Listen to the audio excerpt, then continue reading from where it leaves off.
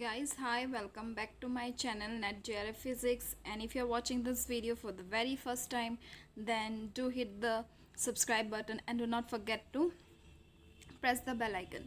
So in this video we shall discuss the questions of CSIR NET examinations, and these questions are of thermodynamics. So let's start with the first question of this video. So the first question here is of June 2011.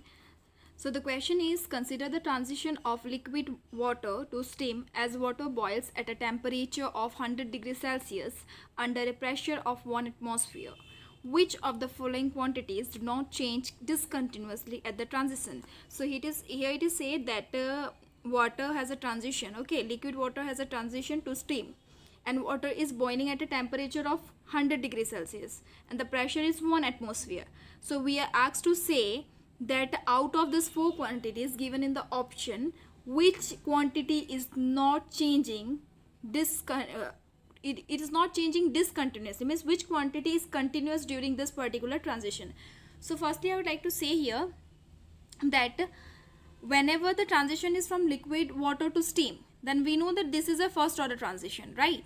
So in first order phase transition, what is continuous? Only the Gibbs free energy is continuous, and the first order derivative of Gibbs free energy is discontinuous. Okay, that means entropy and all other quantities will be what?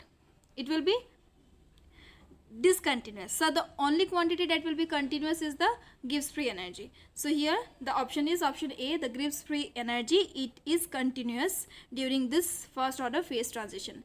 Now let's come to the next question. So here in the next question what we are having, that a cavity contains black body radiation in equilibrium at temperature T.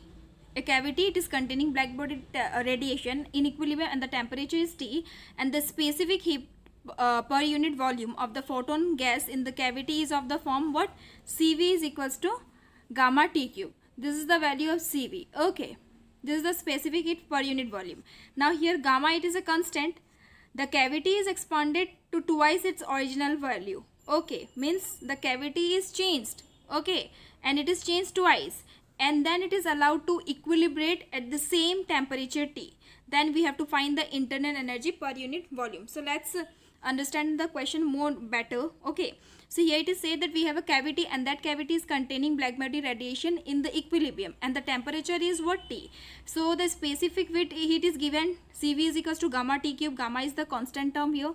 The cavity is expanded here, and it is expanded twice of its original volume, right? Means V is converted into what? Twice V, and then it is allowed to calibrate at the same temperature. So we are asked to find the new internal energy. So we know that in case of a black body radiation, okay, in case of a black body, the change in the internal energy du is equals to what? Cv dt. So we are asked to find the internal energy. So how we can find internal energy from this?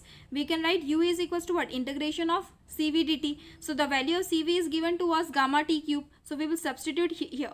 So u is equals to what? Gamma is a constant term, so it is coming out of the integration, and we will have to integrate T cube dt. So integration of T cube dt will give us what? Gamma is constant, T to the power 4 by 4. So the new internal energy is equals to gamma T to the power 4 by 4. So the correct option is option D. So this is very simple. You do not have to go for the very long thinking and very complicated thoughts. So this is just the basic principle that we all know. Now let's come to the next question.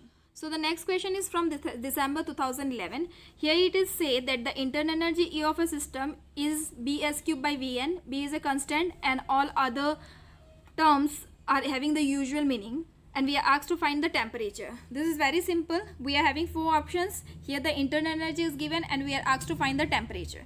So we will use the first law of thermodynamics. We know dq is equals to what? Du plus dw. Here du is denoting the internal energy, right?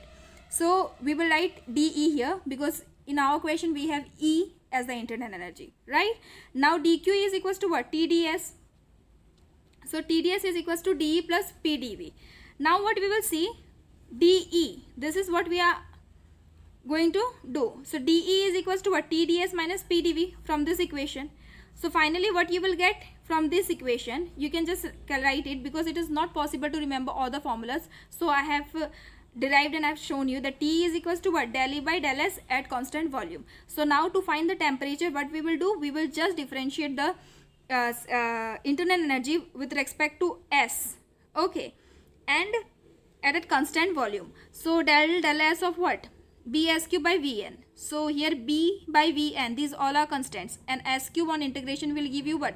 3S square. So the temperature will be equals to 3BS square by Vn. So the correct option is option B. So this is not having any like a very complicated concept. This is just a simple thing. The energy is given to us and we are asked to find the temperature, which can be easily found by using the first law of thermodynamics. So now let's come to the next question.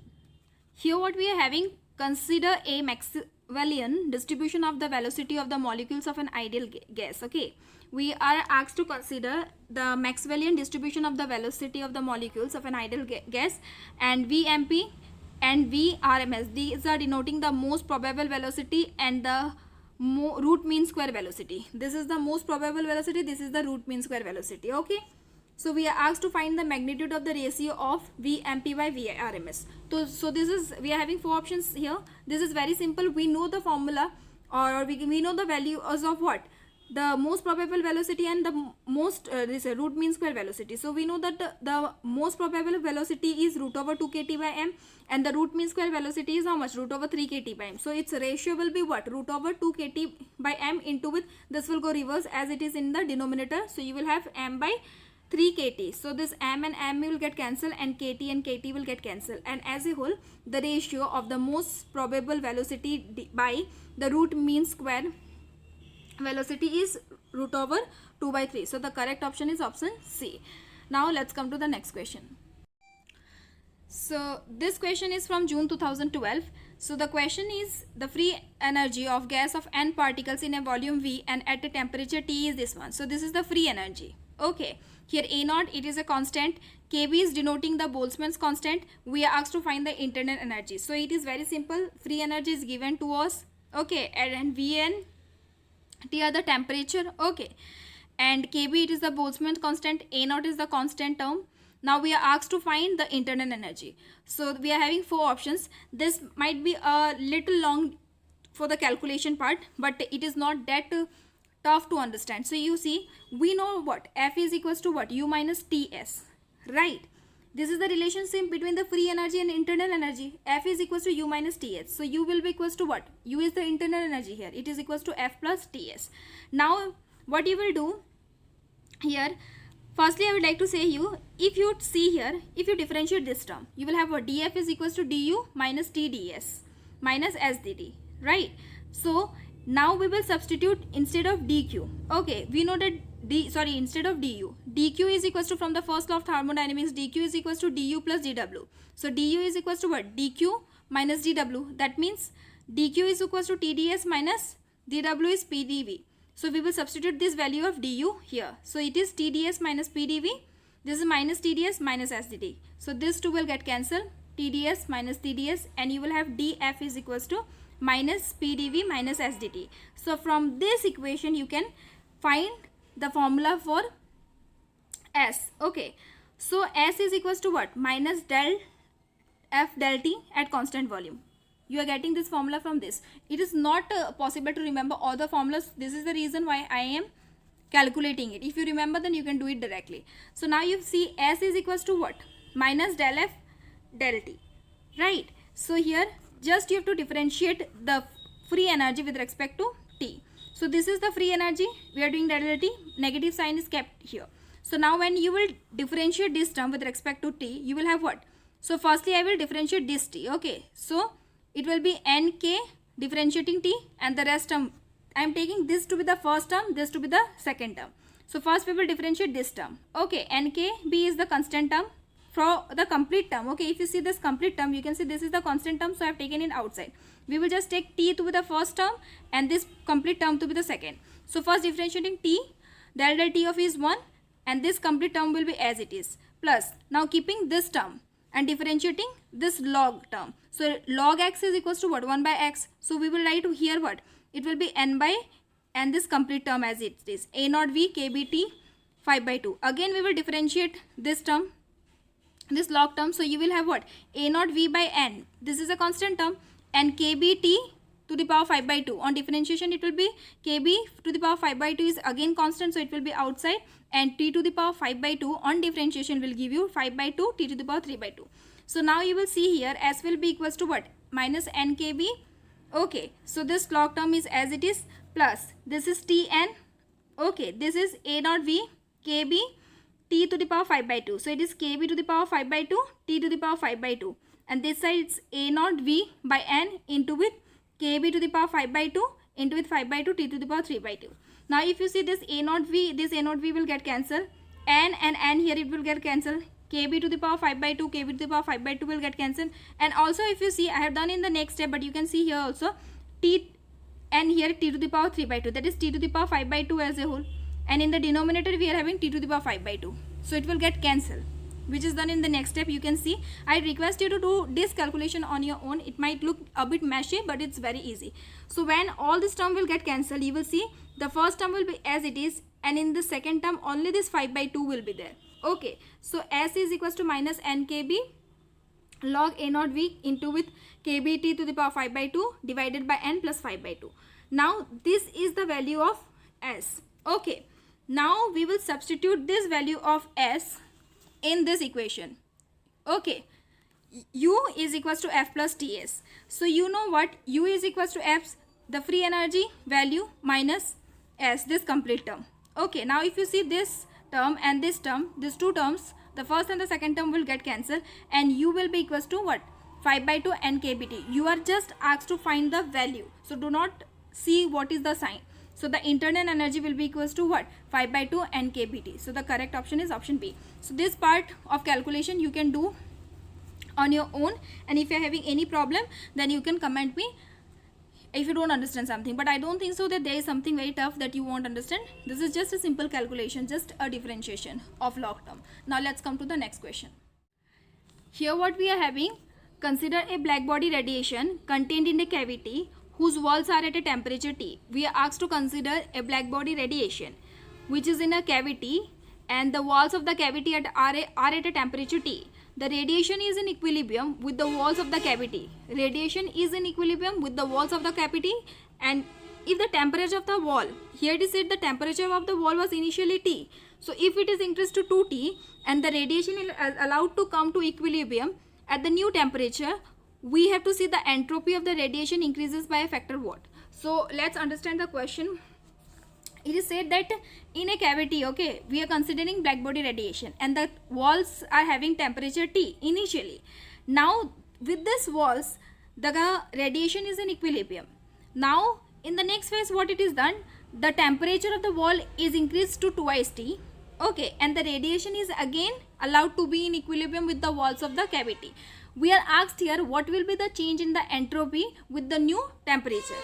So basically what you will see here, that T is changing to 2T. Okay, we know that the entropy, it is proportional to T cube.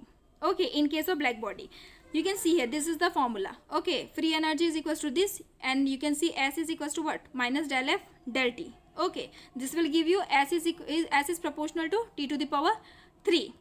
Okay, because entropy is formula is minus del F del T. This is the free energy, and this is minus del F del T. So if you will do differentiation, you will get, I have done only for temperature, so it is T cube. So S is proportional to T cube. This is for the first case. Now the temperature is increased to 2T, so S is proportional to 2T whole cube if you take. So you will get 2 cube, that is 8, right? So that means the entropy will increase by a factor what? By a factor 8. So the correct option is option C. This is very simple. The only thing is that you need to understand what the question is asking for and just the basic formula. Okay, so now let's come to the next question. This question is from December 2012. Okay, so here it is said, let del W be the work done in a quasi-static reversible thermodynamic process. Which of the following statement about del W is correct? So here del W, it is the work done is a quasi-static reversible thermodynamic process. So out of this 4 statements, which one is correct?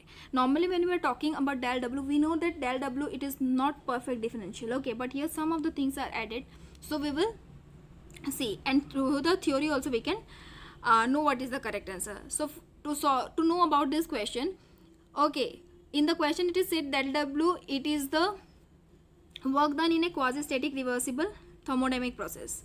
We are having 4 options here.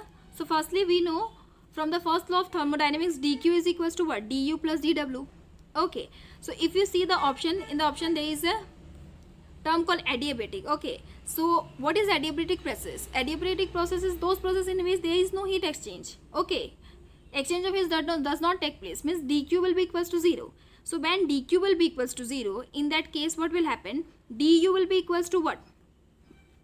It will be minus dw, or you can say dw is equals to what? Minus du. So now this is what? This is internal energy, and we know that internal energy is a state function. State function means what? It is depending upon the initial and the final state, and it is not depending upon the path. Okay, that is, it is independent of the path. And also that the internal energy, it is a perfect differential. Okay, so if here this internal energy is perfect differential and this is equals to dw, then the work done will be also perfect differential, right? That is the reason that del w is a perfect differential if the process is adiabatic. So I have directly explained the option only. So this is very simple. Now let's come to the next question. Here the next question is, the free energy difference between the superconducting and the normal state of a material is given by this. Delta F, it is the difference between the free energy, and it is the difference between the free energy of what? Superconducting and normal state. Okay, psi, it is an order parameter. Alpha and beta, these are the constants such that alpha is greater than 0 in normal state and alpha is less than 0 in the superconducting state, while beta is greater than 0 always. So we have to find the minimum value of delta F. So don't go too much inside the question. Okay, just remember that this is the free energy difference between what? Superconducting and normal state. Psi, it is the parameter. Now whenever we are asked for the minimum value, we have a condition of minimum or maximum. That is what we used to do? We have to take the quantity and differentiate with respect to the parameter and put it equals to 0 to find the minimum and maximum value. This is a simple logic. Okay, you don't have to go into the very difficult and very complicated knowledge. This is just with the basic concept of minima and maxima. So this is only what we will do here. Psi is the parameter, so we will differentiate delta F with respect to psi and we will put it equals to 0. Okay, so del psi of delta F. So if you will do, alpha is constant, this is psi square, so it will give you what? 2 psi plus beta by 2 is constant. This on differentiation will give you what? 4 psi cube. It is equals to 0. Now you can see it is 2 alpha psi plus 2 beta psi cube equals to 0. That will give you this 2 and 2 will get cancelled, and you will have alpha psi is equals to what? Minus beta psi cube. So from this you will get alpha is equals to minus beta psi square. That means psi square is equals to what? Alpha. Bringing this minus beta to this side, you will have minus alpha by beta. So this is the value of psi square. Now we are asked the minimum value of delta F, right? So when delta F will have minimum value, when psi square is equals to minus alpha by beta. Okay, because this is the condition for minima we have applied. So we will substitute this value of psi square in delta F and we will get the minimum value of delta F, because at this value of psi square only delta F will be minimum. So you can see here it's alpha into with minus psi square minus alpha by beta plus beta by 2. This is psi whole square. So it will be what? It is psi whole square, means psi to the power 4 is there. Okay, in the question you can see. So it will be what? Minus alpha by beta whole square. So you can see delta F is equals to what? This is minus alpha square beta plus, okay, this is negative, square is there, so it will become positive and you will have alpha square beta by 2 beta square. So this beta will cancel with this beta square and you will have what? Delta F is equals to minus alpha square by beta plus alpha square by 2 beta. So now taking the LCM, what you will have? 2 beta minus 2 alpha square plus alpha square. So this will give you delta F is equals to what? Minus alpha square by 2 beta, right? So the correct option is option B. So this is not requiring very great knowledge of physics. This is just the basic minima and maxima condition. So now let's come to the next question. Here what we are having, a given quantity of gas is taken from the state A to C. So it is said a quantity of gas is there and it is taken from A to C. reversibly, okay, by two paths. One path is from A to C and the other path is from A to B and then to C. Means the first part is from A to C directly and the second is from A to B then B to C. Now what it is said, during the process, okay, A to C, means during this process A to C, the work done by the gas. By the gas means what? The gas is doing the work. It is not work done on the gas. It is by the gas. So the gas is doing the work. So from A to C, the work done by the gas is what? 100 joule. Means from A to C, the work done is 100 joule. That is dW is equals to what? 100 joule. And the heat absorbed is 150 joule. Heat absorbed means what? dQ will be positive. So here dQ is equals to what? 150 joule. Okay. Now what you will see, it is said that if during the process A to B and B to C, okay, the work done is 30 joule. Okay, in the second stage, the work done is 30 joule. We have to find the heat absorbed. So this is very simple. A quantity of gas is there. Okay, it is taken from the state A to C reversibly. Okay, by two paths it is taken. First is from A to C, it is taking directly. From A to C, when it is taking the state, okay, in that case what you will see, that the work done is 100 joule and the heat absorbed is how much? 150 joule. And from A to B then B to C, in that case the gas is doing work of 30 joule and we are asked to find the heat absorbed. So from the first law of thermodynamics, what we know, dQ is equals to what? du plus dW. Okay, that means du will be equals to what? dQ minus dW. We are asked to find dQ for the second case. So here you can see dQ is how much? 150 minus dW is 100 joule. Okay, this is for A to C. We are doing this for A to C. Okay, so you can see here the change in the internal energy is equals to what? 50 joule. Now we are asked to find the heat absorbed for A to B then B to C. Now one thing I would like to see here, we have the value of dW, right? But the formula is what? dQ is equals to du plus dW. You have dW, we are asked to find dQ. So what will be the value of du here? So when we are looking here, you can see that A to C, then it's A to B, then B to C. You can see here for A to C also the initial state is A and the final state is what? C. And in the second stage also you can see when it is coming from A to B then B to C. Then also the initial state is A and the final state is what? C. That means in both the cases the initial state and the final state is what? C. And we know the internal energy, it is a state function. That means it is not depending upon the path. So the internal energy in both the cases will be same. So we will use the internal energy value to be 50 joule in the second case also. And this is the basic concept, and this is the main twist, or you can say this is the main concept that you need to apply in this question. Okay, so directly you can do dQ is equals to 50 plus 30. Okay, that will give you the heat absorbed in the second stage to be 80 joules. So the correct option is option B. So you can see things are very simple. Only the right knowledge is essential. So now let's come to the next question. So this question is from June 2013. It is said that 10 gram of ice at 0 degrees Celsius, it is added to a beaker which is having water 30 gram at 25 degrees Celsius. We are asked to find the final temperature of the system when it is coming to thermal equilibrium.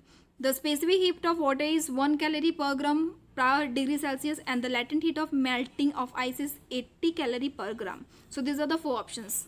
So in this type of questions, when it is said that we have 10 gram of ice at 0 degrees Celsius and it is added to a beaker which is having 30 gram of water at 25 degrees Celsius, and we are asked to find the final temperature when it is in thermal equilibrium, okay, or when it is coming to thermal equilibrium. In this case, firstly we will check that whether the ice will convert into water or not. Okay, so in order to convert the ice into water, an amount of heat will be required, and that amount of heat will be supplied from where? From the water, okay, from the heat available in the water. So if the heat required to melt the ice will be less than the heat available in water, in that case only we can say that the ice will melt, because if the heat required will be more, then it cannot melt. Okay, did you understand? So now first we will see the amount of heat required to melt the ice of mass 10 gram. So it is what? Mass into it latent heat of ice. So what is the latent heat of melting of ice? It is, mass is 10, latent heat of melting of ice is how much? 80. So it will be what? 800 calorie. This much amount of heat is required by the ice to melt. Now we will see how much amount of heat is available in water. Okay, of mass 30 gram.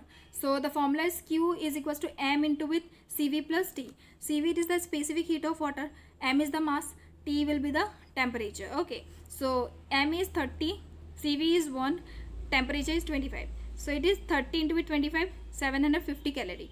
So this is the amount of heat available. You can see the amount of heat required, it is what? Less than what? The amount of heat available. That means heat available is less than what? Heat required. So the final temperature will be how much? 0 degree Celsius, means the ice will not melt. Okay. Okay, so the final temperature of the system in thermal equilibrium will be how much? 0 degree Celsius. So the correct option is option A. Now let's come to the next question. Here it is said a vessel has two compartments of volume V1 and V2 containing an ideal gas at pressure P1 and P2 and temperature T1 and T2 respectively. If the wall separating the compartment is removed, the resulting equilibrium temperature will be what? We are having four options. In the question it is said a vessel is having two compartments, okay, whose volume is how much? V1 and V2. Suppose this is a vessel, right? It is having two compartments, volume is V1, V2, okay.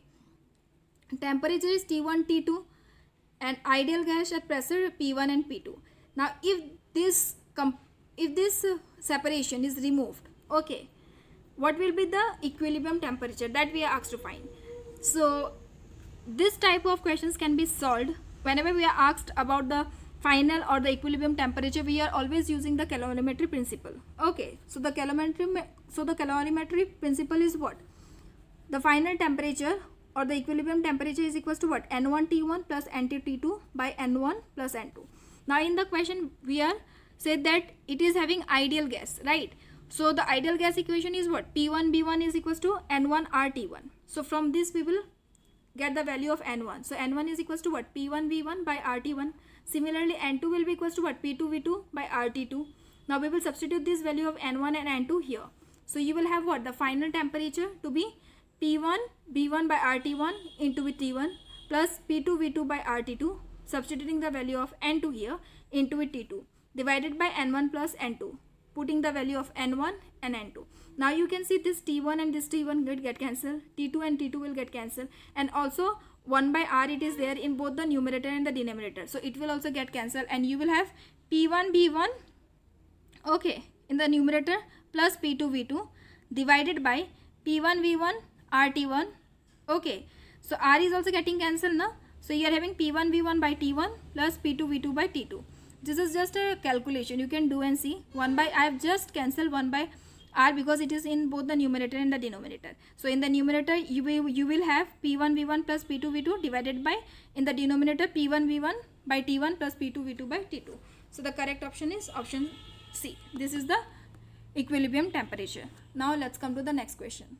So here what it is there, for temperature T1 greater than T2, okay, the qualitative temperature dependence of the probability distribution, means the proportionality of F and T, okay, you have to say, okay, of speed how much? V molecule in 3 dimension. So out of this 4, which is representing this condition? So you see here, when temperature will increase, the peak will shift to the right side.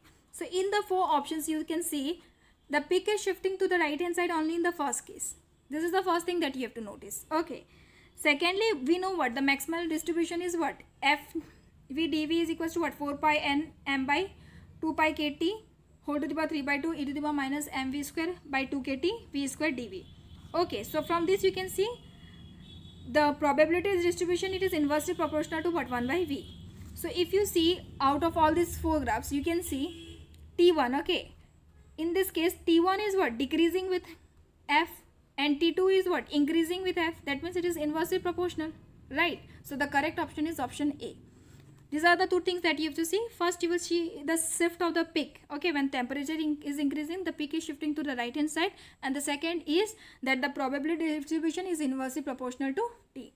So it is inversely proportional, right? So the correct option is option A. Now let's come to the next question. So this question is from December 2013. It is said that consider the melting transition of ice into water at a constant pressure.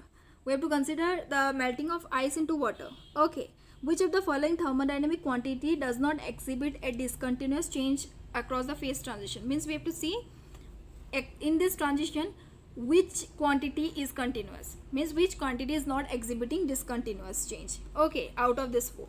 So this is somewhat similar to the 2011 first question which we have done in this video. So from ice to water, so this is a first order phase transition. So what is changing in a first order phase transition? Means what is continuous? Gibbs free energy is continuous in a first order phase transition, and first order derivative of Gibbs free energy is what? Discontinuous. Means entropy and all other quantity will be what? Discontinuous. So in this case, from ice to water, in this transition, only the Gibbs free energy will be continuous. That means it will not show a discontinuous change. Okay, so the correct option is option C. So now let's come to the next question. Here you are having two different thermodynamic systems are described by the following equations. So these two equations are representing or describing two different thermodynamic system. Okay. Now here T12, N12 and U12, these are the temperature. This is the mole number and the internal energy of the two systems. Okay. R, it is the gas constant.